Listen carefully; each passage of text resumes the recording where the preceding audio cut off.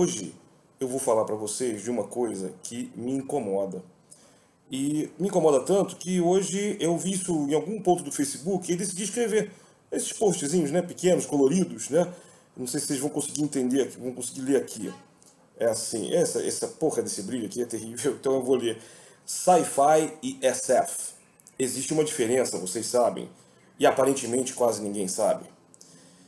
Eu gosto muito de fazer essas provocações porque isso gera muitas respostas e perguntas também. Muita gente aqui, né, eu quero agradecer a todo mundo que mandou indagações.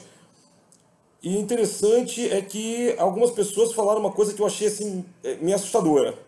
E eu vou ter que começar a responder agora, antes de explicar da onde vem a palavra, o termo sci-fi. A Bruna Oliveira perguntou, SF seria então de ficção especulativa? Mas ela está brincando, ela falou que só especulando. Sempre jurei que fosse uma abreviação mais curta ainda de sci-fi. Não, Bruna, é o contrário. Sci-fi veio depois de SF, tá? Já vou explicar o resto. O Zé Baltazar Pereira Júnior, meu amigo tradutor lá de Porto Alegre, falou, na minha pobre ignorância, eu preferiria chamar tudo de speculative fiction e dar ao diabo maiores distinções. O velho Isaac Asimov dizia que sci-fi é FC Pulp. É por aí? Não. Não, essa foi uma coisa que o Asimov e o Clarke ficaram comentando um tempo, discutindo um tempo, mas na verdade não foi o Asimov o criador do termo. O criador do termo foi o americano, amigo do Asimov, da mesma geração, Forrest Ackerman, apelidado pelos amigos de Forry, né? Forry Ackerman foi um dos fãs mais batalhadores da ficção científica até sua morte. Ele morreu, acho que não tem nem 10 anos. Aí vocês verificam na Wikipedia, não lembro. Eu conheci ele pessoalmente em 95 em Glasgow. Um cara sempre sorridente, gente boa pra caramba, meio gigantão, assim, um cara grandão. E olha que curiosidade, em 68 ele esteve no Brasil, esteve no Rio de Janeiro, junto com uma série de outros escritores, Arthur C. Clarke, inclusive. Asimov foi chamado, mas não tinha pavor de avião, raramente, acho que se ele andou de avião 2, 3 vezes na vida, foi muito, ele não gostava mesmo. E aí eles vieram para o evento, um dia eu vou falar melhor sobre o evento, que foi o simpósio de FC, foi o único que existiu aqui, foi o saudoso José Sanz, um dos criadores da Cinemateca do MAN, no Rio de Janeiro, que articulou esse programa, né? Que reuniu muitos escritores famosos, inclusive Harlan Ellison também, Frederick Pohl, muita gente boa, e eu vou falar um dia sobre esse encontro. O Forrest Ackerman, inclusive, quando estava chegando aqui de avião, foi que ele teve a ideia para uma das criações mais legais do terror nos quadrinhos, que é a Vampirella. Sim, o Forrest Ackerman é o pai de Vampirella. E ele criou a caminho do Rio de Janeiro, no avião. Bom, mas vamos lá. Vou falar mais um pouquinho aqui. Aí o Zé Baltazar repete aqui. SF é o mesmo que Hard Science Fiction? Não. E o Cid Castro? Tradicionalmente se considera Star Wars como sci-fi e Star Trek como SF, por exemplo. Isso depende, embora isso dependa muito de cada episódio da série, acho. Não é verdade. Eu perguntei para ele de onde que ele tinha visto isso. Ele disse que ele leu em vários textos ao longo do tempo e comentários de autores. E aí quando eu perguntei melhor, ele falou, não, mas o Clarke detestava o termo sci-fi e considerava isso típico de Star Wars. Não, até entendo, claro, ele deve ter colocado que Star Wars seria um exemplo típico de sci-fi. Mas eu vou dizer uma coisa pra você, Cid. Star Trek e Star Wars são ambos sci-fi. Já vou explicar. Vamos lá, aqui mais um. Margaret Atwood, Ricardo Santos, gosto muito do que o Ricardo Santos escreve, mas aqui ele também... Ele não vacilou não, ele citou a Atwood. Então vamos lá, a Atwood é autoridade, né? Não. Para vocês terem uma ideia, a Atwood errou tão feio quando ela tentou tirar o corpo fora da ficção científica e falar de ficção especulativa, que ninguém menos que Ursula Le Guin chamou a atenção dela. Elas são amigas, tá? Não há uma briga, não há um feudo de ficção científica aí. A Le Guin disse, olha, não é verdade, você faz ficção científica e dá boa. Você não precisa se envergonhar de fazer ficção científica. Não sei se a Atwood se envergonhou ou se ela queria simplesmente abrir o leque. Mas, de novo, ela não tinha muito conhecimento do que foi feito antes. Ou então deliberadamente ignorou Heinlein, né, e quem veio naquela época. Porque essa tentativa de tornar a ficção científica especulativa ela é muito antiga e ela não funciona. Ela não funciona. A ficção científica tem uma espécie de catálogo de subgêneros muito bem definidos, né? E não precisamos nem falar dos subgêneros como steampunk, cyberpunk, mas assim, de protocolos narrativos, de algumas coisas que o Brian Nash, por exemplo, anos atrás chamou de arquétipos mesmo, que é o seguinte, viagem no tempo, viagem espacial, robôs inteligentes, impérios galácticos, vamos dizer, mutantes, superpoderes.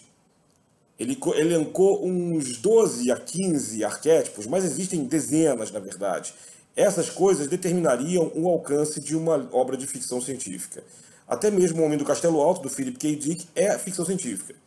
Trata-se de uma história alternativa, que é um subgênero que hoje em dia, no mercado americano, ela já é vendida separadamente, mas ela nasce como um subgênero da ficção científica. Vamos continuar falando sobre isso em outro momento.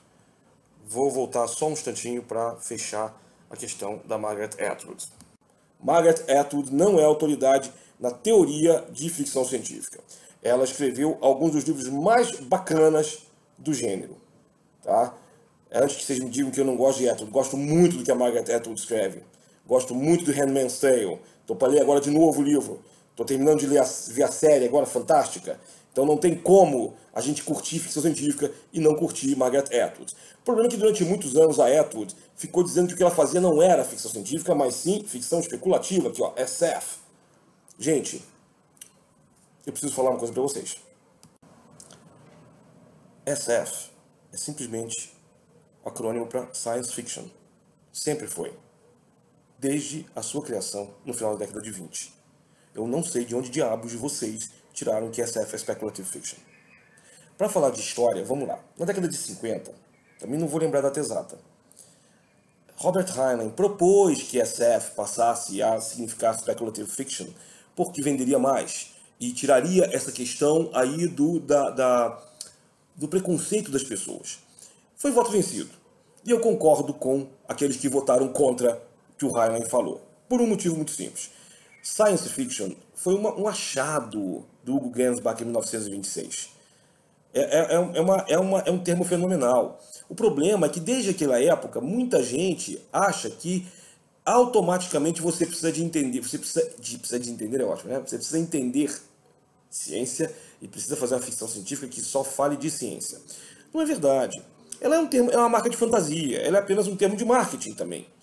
E eu acho que é um termo muito mais sonoro que Speculative Fiction. Por quê? Eu vou explicar a vocês. Speculative Fiction é qualquer obra de ficção. Dostoiévski é Speculative Fiction. Tolstói é Speculative Fiction. Clarice Lispector é Speculative Fiction. Machado de Assis é Speculative Fiction. Gente, ficção especulativa é qualquer ficção. A ficção especula histórias sobre momentos, lugares, pessoas que não existem. Ela não precisa ser um ambiente fantástico. Essa é a diferença. Quando Machado de Assis fala de Memórias Póstumas de Brás Cubas, ele até está entrando num fantástico aí, né? Na biografia de um defunto autor, né? Não um autor defunto, como ele gostava de lembrar as pessoas. Porém, Helena, Esaú e Jacó, Memorial de Aires, falam sobre pessoas que não existiram. Dom Casmurro, pessoas que não existiram. Ele inventou essas pessoas. Em Dom Casmurro, aí o termo é muito óbvio, muito literal. Ele especula sobre essa questão toda de quem é o pai, né? Se Bentinho é o pai ou não do filho de Capitu. Enfim, eu não estou nem pedindo que vocês concordem ou discordem de mim. Isso não sou nem eu quem digo isso, não. Isso aí vocês podem procurar em anais de congressos, simpósios, livros. Você tem vários autores de ficção científica, de biografias e de historiadores da ficção científica. Tem Sam Moskowitz, desculpe, tem Sam J. Landwall. Aliás, estou pegando um livro de Landwall da década de 70, que ainda está muito bom, viu? Depois eu vou falar para vocês desse livro mais um pouco, daqui a mais um tempo. John Clute, recentemente. Você tem muitos autores. Mark Bold também, de vez em quando, faz uma leitura aí transversal. Você tem muitos autores recentemente que fazem uma espécie de história da ficção científica. Então, o que a gente pode tirar disso? Eu estou dizendo para vocês que vocês não podem usar o termo sci-fi, que só deve se usar SF. Não, de jeito nenhum. Eu não tenho nenhum poder para isso, nem quero. Eu quero só avisar vocês o seguinte. Sci-fi, segundo Forrest Ackerman, ele inventou esse termo para diferenciar a literatura do resto das manifestações midiáticas. Então, um filme, uma série de TV, uma história em quadrinhos, um programa de rádio de ficção científica são sci-fi. E ele colocou sim, ele quis colocar de maneira simpática. O Ackerman era um cara, era de quadrinhos também, então ele achava isso tudo muito legal. E passou a ser um pouco deletério. Ah, sci-fi é aquilo que não tem muita qualidade. E SF tem qualidade. Na verdade, nesse ponto não faz diferença. Né? A gente pode dizer que dois Blade Runner, o antigo e o novo, né? E A Chegada, são sci-fi. São sci-fi porque são midiáticos, são de cinema, porém de excelente qualidade. Né? E SF, ficção científica. Como dizia Theodore Sturgeon, 90% de tudo que se escreve na ficção científica é uma merda. Vou falar mais sobre isso outro dia. Mas é verdade. Então, o que nós podemos concluir a partir disso? Não faz diferença. Eu acho que é muito mais legal você fazer essa diferenciação. E o que me assustou aí não foi nem descobrir que vocês não sabiam que era sci-fi, mas sim que vocês achavam que SF era speculative fiction. Nenhum escritor que se preza de ficção científica no Brasil ou no mundo pode cair num erro desses. Isso eu não abro mão. O resto é a cultura que vai determinando que a palavra vai mudando de sentido, né? Mas eu acho interessante, todos nós, escritores ou não escritores, que saibamos um pouco mais da história da coisa que a gente gosta. Não conhecer a nossa história faz com que a gente acabe reinventando a roda, né? Que é o que muitos escritores jovens brasileiros estão fazendo aí, mas eu não quero falar disso agora. Quem sabe outro dia. Obrigado pela atenção e até o próximo programa.